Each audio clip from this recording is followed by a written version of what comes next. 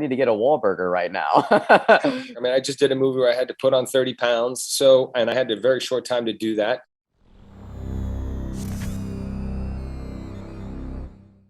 Mark, great to see you, my friend. How are you, bud? How you been holding up? I'm doing, and that's a good thing. And you look great. And I know you've been staying busy, and you've got this excellent film. I love it, Mark. It's just a story that needs to be told. So I'll begin with the question: how important is it for you that this movie be seen and that it's out for people to see? Oh, absolutely. That's why I made it. I wanted to continue to spread Joe's message. It's I'm a parent. I have 4 young children. I have a 15-year-old boy now. I have a 17-year-old daughter. I have another boy who's about to be a teen. God, it is such a heartbreaking story. And if we could prevent these things from happening to other people and just get people to open their hearts and their minds to accept people for who they are and start spreading the love, but especially making sure that children are heard and seen. I think it was tragic because Joe really he tried to do what he thought was right by protecting his son. And he realized after that was the worst thing he could have done, because he didn't really accept his son for who he was. And he didn't support him in the way that he needed. And so he was probably as responsible as the kids at his school. But, and that was a very, very heavy burden to carry. And he wanted to make sure that he could prevent other people from that. So we want to, continue to spread his message and open people's hearts and minds. You're also a producer on this film, which it speaks volumes about, your involvement and your care really behind this story. Again, like you said, for people to see this. But I want to know, did you get to spend any time with the Bell family, their thoughts, and what was that like? You're nodding, so I like that. Absolutely. Yeah. We went to La Grande, Oregon to spend some time there. We spent time with Lola and Joseph, and we visited the schools and where Lola worked and, where Joe worked, and kind of walked around their family homes. And it was tough. You always feel an overmounting sense of responsibility, and you have to make sure that you're delivering, and their reaction to the script and to the final product was the most important thing for me. And once they realized, because they were very open about Joe and what a complicated guy he was, and we wanted to make sure that we handled it with the delicacy and sensitivity that it deserved, for them and for anybody else who's been affected by something like this. So the true story is always the ones that I end up gravitating towards anyway. But you always feel an overwhelming amount of responsibility, for sure. Reid, pleasure talking with you today. How are you, my friend? I'm great. Thank you so much. It's a pleasure talking to you as well. All right, clarification on this one, because I've seen you do some interviews where you said this is, I know you've done other movies, but is this your first feature film, or am I incorrect when I say that? No, it's not my first feature film, but when I say it's my first big film, it's a lot of the films I've done in the past are considered indie or independent, and they're just smaller films, so smaller casts. And this is my first film with a major A-lister like Mark Wahlberg and Connie Britton and Gary Sinise and Maxwell Jenkins. Well, it's include you in that list, because seriously, dude, you rocked it. This is movie. We have a lot to get through, and I should probably jump into it, but props to you and kudos to you for just doing a fantastic job. A lot of responsibility, and we'll start there. When you play and portray somebody, a real person, especially this particular story, how heavy did that weigh into you going into this? It was a huge weight, and it was something that I didn't quite anticipate. Going into it, I knew there was that pressure. I felt that pressure to get it right. Not only is this my first film of this caliber, but of course it's a role that is so important to so many people, because this was a person who lived and breathed. And so I think the weight and the pressure really hit me on day one. And once, from that day on, it was you were on all the time to get it right.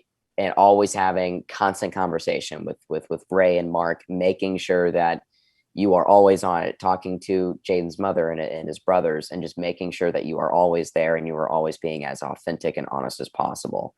So that was really important. In your opinion, tell me about the importance that this story be told and people see this film. I think it's really important, especially nowadays, because this film is all about empathy. It's about understanding. It's about understanding how powerful words can be. and about how we need to stick up for each other and stand against bullying, and especially in a day like this where there's so much anonymity online, and that gives people the ability and the courage to say and do whatever they please, which is really dangerous. And I hope that this film shows people that they need to be careful with how they use their words, and how you never know what someone is going through. Well spoken, Reid. I've known Mark Wahlberg going back to my radio days. I've known him for a long time.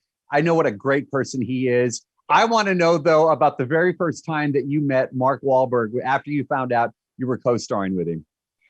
Well, I had 2 meetings with him, 2 meetings with him before getting the role. But I would say it was the second meeting. He offered me the role in person. And it was just such a crazy experience. And he's just such a good guy, and he's really funny, and he's always working out, always talking about working out. And it's like it inspires me, like, man, maybe he's trying to tell me something right now. I think I need to go to the gym. Like I need to get a Wahlburger right now. But no, he's a wonderful guy, and he's so supportive, and he really was with me every step of the way, and always giving me that support and treating me as an equal, which was so important. I'm with you getting the Wahlburger, the gym. You can go. I'll meet you up later. And I'll meet you there. Yeah, we'll get burgers after. I was talking to your co-star Reid, who's amazing, dude. I mean, you all finding him. I mean, what a gem, incredible. But he told me something funny. He said, I asked him about the first time. I said, I've known Mark for many years, going back to my radio days. I said, I love Mark, and I do, man. You're a great friend. But I said, let me ask you about the first time you met him. And he goes, I love Mark, but he's always talking about working out and doing this and doing that. He goes, I'd rather get a burger with him. So, but here's the question. I love the smile, Mark. This pandemic, what has it taught you about yourself? Are you still doing the ritual? I mean, I know you work out constantly, my friend. Well, tell me how this has affected you. It really depends. It depends on what I'm doing for work. I mean, I just did a movie where I had to put on 30 pounds. And I had a very short time to do that. So whatever I'm doing for work, but I ultimately, during the pandemic, I mean, you get so depressed and so down. I just felt like exercising would make me feel a little bit better. So in the perfect world, I would prefer to work out and find a nice little balance. You know, I have a burger twice a week and, you know, burn it off and trying to do the right thing. But, you know, not getting any younger. So health is obviously very important. You know, prevention is better than cure. I think a lot of people post-pandemic are really going to start thinking about their health and wellness, eating right, exercising, making sure they're boosting their immune system, because I don't think this is over it really anytime soon. And, you know, it was certainly a big eye opener. I mean, I thought, you know, who knows, maybe last a couple of weeks, everything will be fine, you know, with how advanced science is in medicine and all this stuff. But, you know, I mean, here we are almost 2 years later, and we're still dealing with it.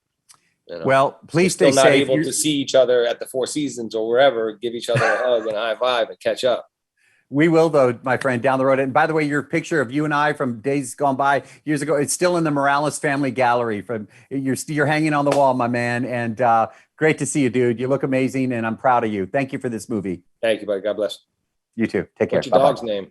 Liam. Oh, that's Nipper. That's the RCA dog. I got that when I was working radio. Actually, that and the mic are nods to my radio days. And people like you know that about me. Now I've done TV for almost 10 years, if you can believe it. So yeah, but that's Nipper, the RCA dog that was given to me when I was the music director, playing your records years ago.